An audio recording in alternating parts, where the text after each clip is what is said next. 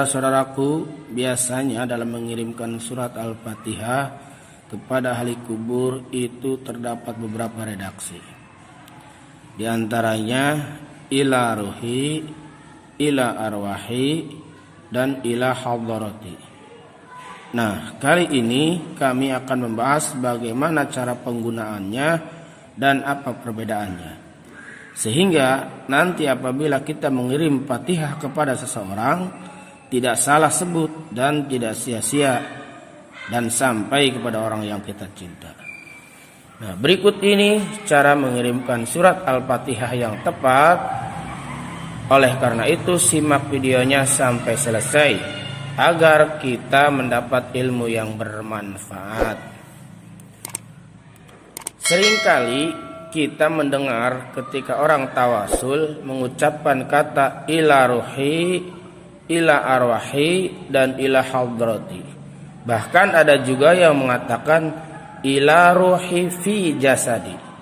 Akan tetapi tak sedikit pula yang tidak mengerti apa perbedaan dari ketiga kata tersebut.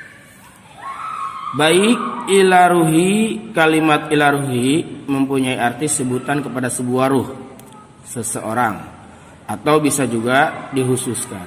Kenapa? Karena kalimat ini bermakna tunggal atau ditujukan kepada satu orang. Oleh karena itu, pada kalimat ini penggunaannya biasa ditambahi kata khususon. Misalnya, khususon ila ruhi abi wa ila ruhi umi ilahumul fatihah. Seperti itu. Kemudian ila arwahi. Kata ila arwahi adalah bentuk jamak dari kata ruh. Penggunaannya dalam praktek bertawasul ialah sebagai pengantar jika yang kita kirim Al-Fatihah adalah beberapa orang atau lebih dari satu orang. Misalnya, summa ila arwahi jami'il ahli kubur minal muslimina wal muslimat wal mu'minina wal mu'minat Al-Fatihah.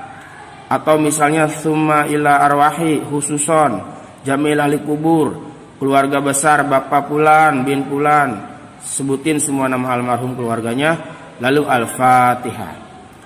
Jadi di sini perbedaannya dari kedua kata yakni ila ruhi dan ila arwahi ialah pada penggunaannya antara satu dan banyak orang kita sebutkan.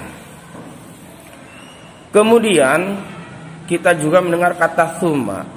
Kata summa sendiri berarti kemudian. Kata ini sebagai penghubung antara orang yang disebut pertama dengan orang berikutnya. Lalu yang ketiga ila hadarati.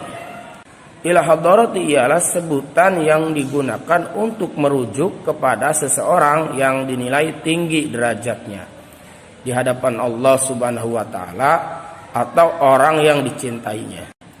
Penggunaannya sebagai bentuk penghormatan atau memuliakan kepada orang yang disebutkan. Yang di sini diketahui orang tersebut sudah tidak terbantahkan iman dan keilmuannya.